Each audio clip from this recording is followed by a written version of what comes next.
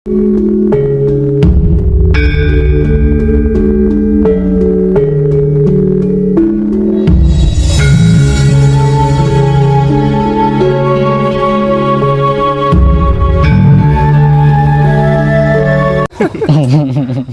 di usia yang ke-62 tahun ini, bagaimana Pak Web memandang hakikat kehidupan itu? Sambil rokokan dulu lah Pak. Nggih. Soalnya saya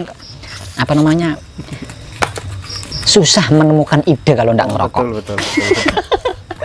Soalnya tidak semua jawaban tidak semua jawaban itu bisa saya ambil dari pengalaman kan. Siap. Ada yang spontanitas muncul. Nah, itu kalau enggak rileks kan.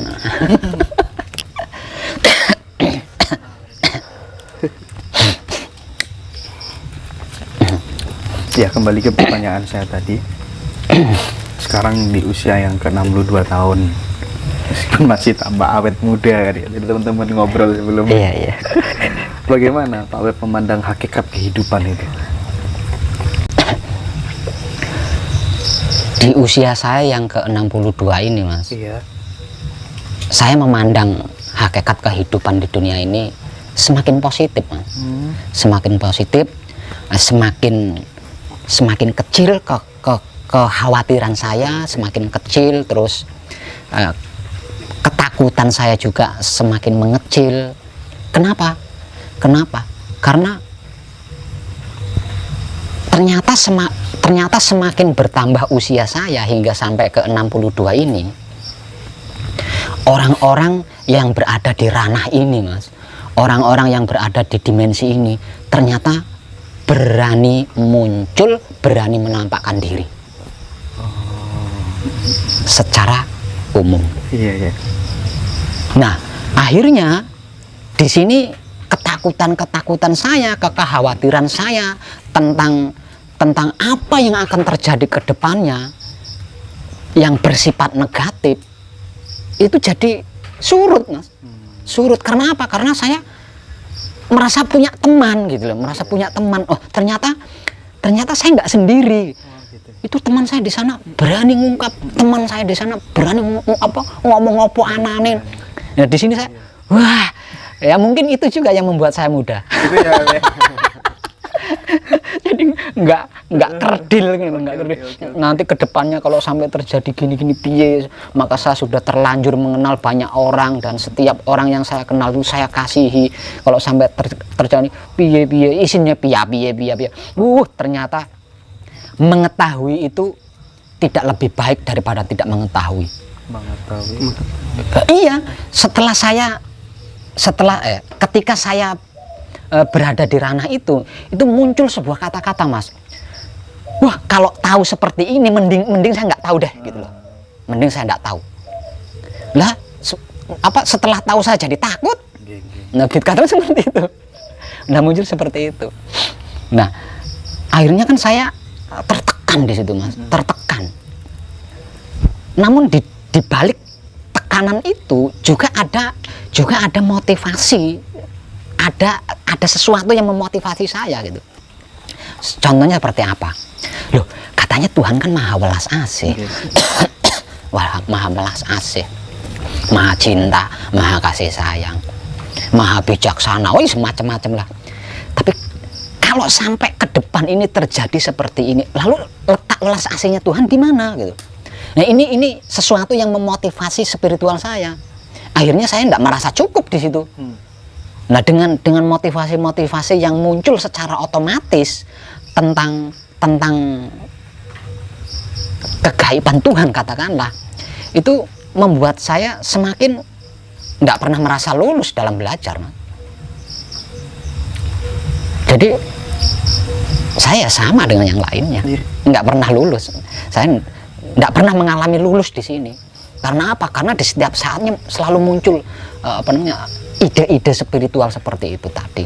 Satu misal contoh, saya di suatu tempat bertemu dengan seseorang seperti ini, itu saya kembalikan ke Tuhan. Loh, Tuhan kan maha bla bla bla bla. Kenapa orang itu bla bla bla bla? Nah, ini saya kaji. Oh, ternyata maksud Tuhan seperti ini. Iya. Bicara tentang keajaiban Tuhan, pernah nggak sih mendapat bocoran ya informasi dari dalam diri barangkali, oh mau ada ini loh, terus jenengan sampai khawatir gitu kan? Itu apa itu? Contohnya apa itu Pak Web? Waringi perso kejadian yang waduh, ada nggak? Ada nggak? Apa Yang salah satu contohnya apa yang mencekam gitu ya? Nggih. Yang pernah mencekam spiritual saya itu adalah tentang pembaharuan kehidupan di dunia ini.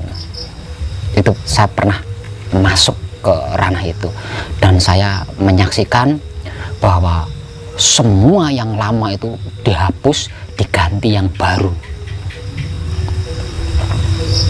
Baru itu apakah sesuatu yang dulu pernah ada? Enggak. Tapi sebagiannya ada yang dari dulu diikut sertakan gitu. Yaitu apa namanya? Ya orang-orang, katakanlah dalam bahasa sederhananya orang-orang suci gitu. Nah, orang-orang suci yang termasuk era dulu ini tadi, ini diikut sertakan menjadi penghuni baru.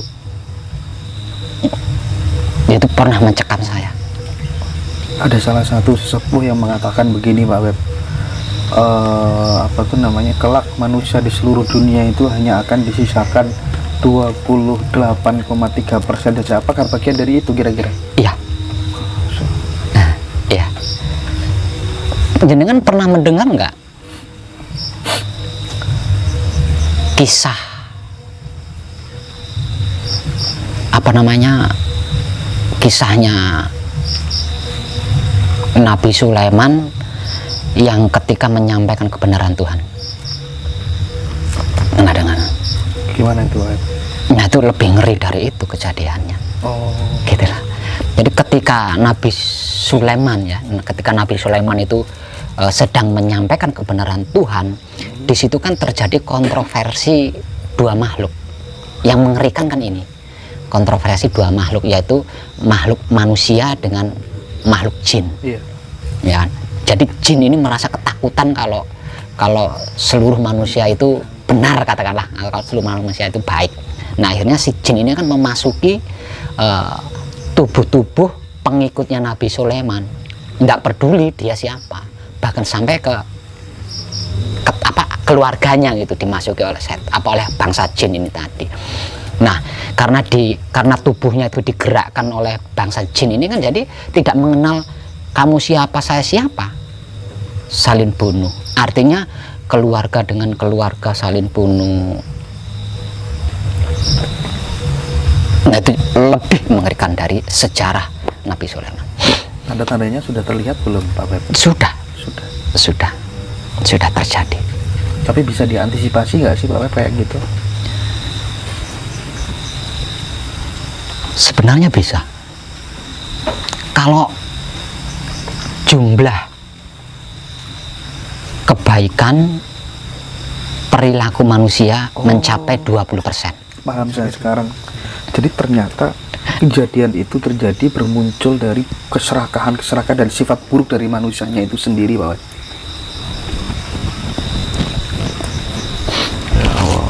Iya.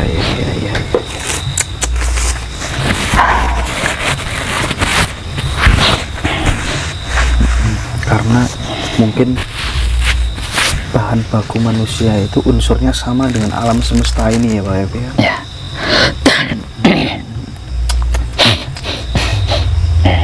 Oke Pak Web. Yang menjadi alasan mirip dengan alasan pecahnya perang Baratayuda. Namun pecahnya perang Baratayuda itu kan yang menjadi permasalahan paling menonjol itu kan harga diri seorang perempuan. Yang paling menonjol kan itu, ya kan? Yang di kisahnya itu. Ya, nah itu. Tapi kalau ini enggak. Bukan ya? Enggak, bukan perkara itu. Oke. Berbicara tentang wanita tadi ya. Ada di salah satu di blognya panjenengan itu ditulis, siapakah wanita sejati dan sejatinya wanita? Mohon dijelaskan sebentar Pak.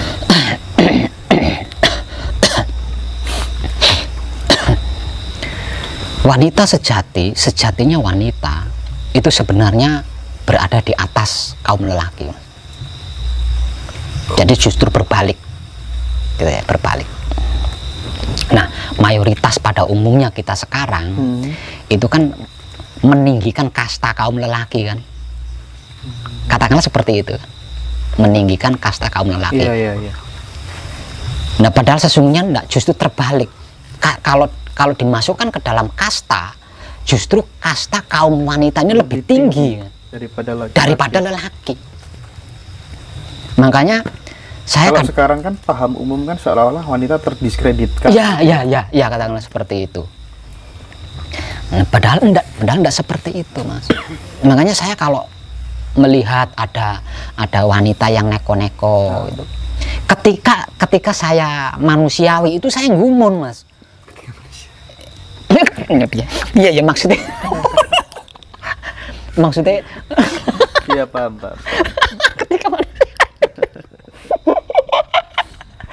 Maksudnya ketika kemomoran, Mas. Ketika image-nya muncul. Itu saya heran kalau melihat ada seorang wanita itu neko-neko, Mas. Berarti wanita ini belum tahu identitas jati dirinya yang sesungguhnya. Kalau dia sudah tahu identitas jati diri wanita yang sesungguhnya, dia tidak akan seperti itu. Karena apa? Karena ratu gitu loh. Katakanlah seperti itu, karena ratu, wanita kan ratu. Nah, kalau dimasukkan ke apa namanya ke dimensi manusiawi, ratu itu kan lebih tinggi dari raja, Mas. Ratu itu lebih tinggi dari raja. Ada, Mas, ada hiburan, ya, ada hiburan mirip-mirip, tapi tidak sama persis, cuma mirip tok dengan apa yang saya katakan ini. Apa itu hiburannya? Kalau tidak salah itu saya pernah menyaksikan di Antv, Mas, tentang kisah apa namanya Dewa Siwa. Oh, iya. Kailas. Nah, itu cerita itu intinya kan mengungkap rahasia wanita. Inti daripada hiburan itu adalah mengungkap rahasia wanita atau jati diri identitasnya wanita. Memberikan pesan ya, wanita yang secara hakiki itu bagaimana ya, gitu ya. Lah itu cuma jarang orang bisa nangkap sampai ke situ. Nah, itu diilustrasikan kan sebagai Mahakali itu tadi. Nah, kalau di hiburan itu, dari sekian banyak pemain di dalam hiburan itu, siapa yang tertinggi? Kan Mahakali, Mas. Nah, Mahakali itu apa? Wanita kan. Aslinya mengungkap identitas jati dirinya wanita. Hiburan itu mirip. Coba kita renungkan, andai setiap wanita mengetahui itu. Orang no apa-apaan nih wong lanang, Mas. Mahadewa kurang ngopo, ya kan? Kalau di dalam sejarah Mahadewa kurang ngopo. Lah jebule Mahadewa itu bagian dari ilmunya Mahakali kan? Nah, artinya orang no apa-apaan nih. Mudah-mudahan disaksikan banyak wanita-wanita. Itu dia. Iya. Makanya setiap lelaki, Mas, apapun alasannya loh, Mas, ya, apapun alasannya, setiap lelaki yang meremehkan wanita pasti hancur kehidupannya. Tapi kan orang jarang yang mampu menangkap ke situ. Kok iya, Pak Lem, ya? Iya, Banyak pasti. Karena apa? Karena sesungguhnya wanita yang barusan kita ungkap itu. Ini tidak peduli itu wanitanya yang kejam atau wanitanya jahat loh, tidak peduli loh, Mas. Tidak peduli. Hukum alam kan elek ini ngono, Mas. Orang peduli. Makanya hati-hati menghadapi alam.